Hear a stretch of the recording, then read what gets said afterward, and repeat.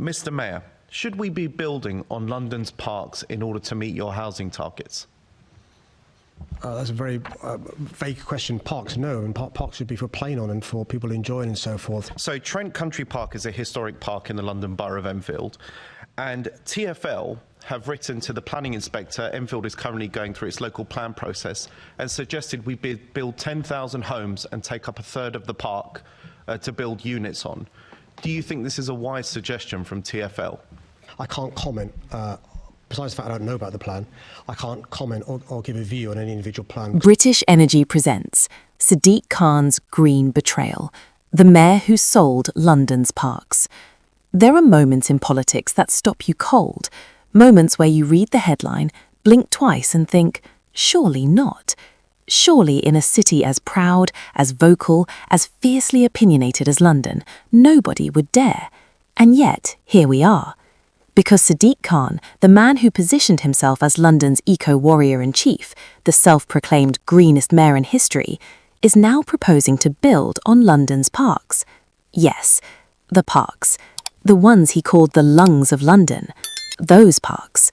Welcome to British Energy, the channel that keeps its eyes wide open on British politics so you never have to look away alone.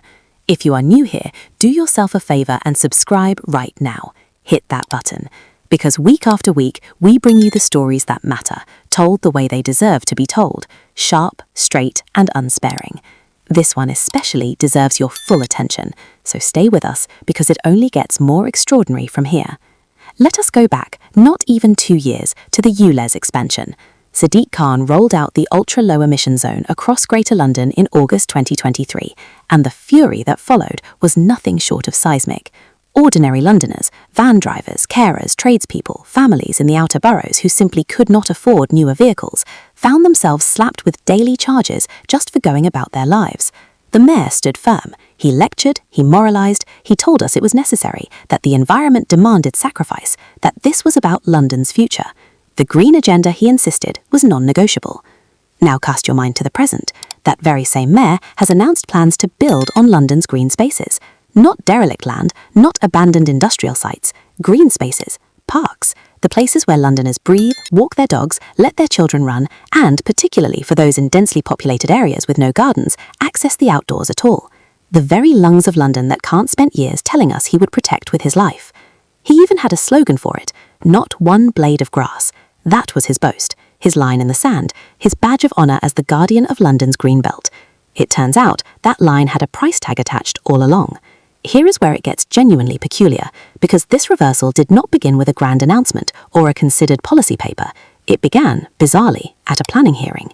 At a hearing of the Enfield Local Plan, which sets out the council's building intentions for the next 15 years, a Transport for London official turned up uninvited to the conversation and put forward representations to build on Trent Country Park.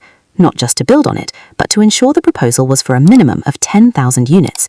10,000, on a country park that Londoners use, visit and value. That alone raised eyebrows. City Hall Conservatives immediately sought clarity. What exactly was the mayor's position on building on green spaces? The answer, from a man who had never previously been shy about his environmental credentials, was startling in its evasiveness. He went quiet, uncommonly, conspicuously quiet, and then 1 month later, Sadiq Khan issued a press release stating, and we quote the sentiment here, that London must build on the green belt. 1 month, between a Transport for London official quietly pushing for 10,000 homes on a country park and the mayor publicly declaring greenbelt development necessary. If that sequence of events does not make you raise an eyebrow, frankly, nothing will. Now, before this is dismissed as NIMBYism, that tired accusation thrown at anyone who dares question where homes are built, let us be absolutely precise about what is being discussed here. The mayor is not talking about redeveloping petrol stations. He is not talking about converting car parks.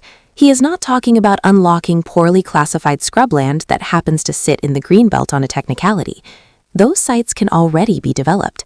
He is talking about parks, open green spaces actively used and genuinely loved by the public. That is the distinction that matters, and it must not be glossed over. And here is the part that makes this not just politically inconvenient, but environmentally indefensible. The United Kingdom is already considered one of the most nature-depleted countries in the entire world. That is not a fringe claim. It is a recognized, documented reality. London alone has over 1,500 sites of importance for nature conservation, covering 19% of Greater London. In one of the most densely populated cities on the planet, those green spaces are not a luxury. For millions of residents without private gardens, they are the only access to outdoor space, to fresh air, to the kind of natural environment that has measurable benefits for both mental and physical health. These spaces are not optional extras, they are infrastructure. So, how did we arrive here? How did London's mayor reach the point of eyeing up its parks? The answer, uncomfortable as it is, sits squarely with his own record. Sadiq Khan has presided over a housing crisis that has deepened, not improved, under his tenure. He was supposed to have started 35,000 homes by 2026. He has started 5,100. Not completed, started. 5,100 out of 35,000. The shortfall is so severe that the Labour government itself had to intervene and reduce his target to roughly half of what it originally was. And by most assessments, he is still not going to meet even that scaled-back figure. Meanwhile, the brownfield land sits there, waiting. Old Oak Common, one of the largest brownfield regeneration sites in Europe, has not seen a single home built by the mayor, not one. The potential is vast and largely untouched, and yet the attention turns to the parks. Because parks, it seems, are easier. They do not involve the same complexity, the same negotiations, the same political friction that unlocking appropriate development sites requires. For a mayor whose political authority has visibly weakened, the parks represent low-hanging fruit, which is precisely why reaching for them is so troubling. Now, pause for just a moment, because if you are finding this as astonishing as we are, this would be a good time to remind you, subscribe to British Energy. We are building something here, a community of people who take British politics seriously, who want to understand what is really happening beneath the headlines, and who refuse to be taken for granted. Your subscription keeps this channel going, keeps these stories told, and keeps the pressure exactly where it belongs. So if you haven't already, please do subscribe. It genuinely helps us more than you know. Back to the story, and to one final twist that very nearly defies belief. In the London Assembly, Reform UK and Labour voted together in support of these aims. Together. Whatever your politics, whatever your view on reform, whatever your view on Labour, that alliance on this particular issue should give every Londoner cause for reflection. When parties with almost nothing in common find themselves united behind a position, it is worth asking very carefully what that position actually serves, and who it serves it for. Because here is the thing about Sadiq Khan's environmental record taken in its entirety. He charged the most financially constrained Londoners daily fees in the name of environmental necessity, collecting significant revenue from people who could barely afford it. He now proposes to pave over the green spaces of a nature-depleted city. He champions the green agenda in his rhetoric and dismantles it in his decisions. The posturing and the practice are two entirely different things, and Londoners are beginning to notice the gap between them. Next time you take a drive through London's outer boroughs or sit in one of its parks on a rare sunny afternoon, or watch your children play in one of the few green spaces their neighborhood offers, consider what is at stake, and consider who made that stake possible. That is British politics. That is the story this channel exists to tell. We will be back with more. Do not miss it. Subscribe to British Energy, share this with someone who needs to hear it, and keep watching. Stay informed, stay engaged, and never let the noise drown out what actually matters. We'll see you in the next one.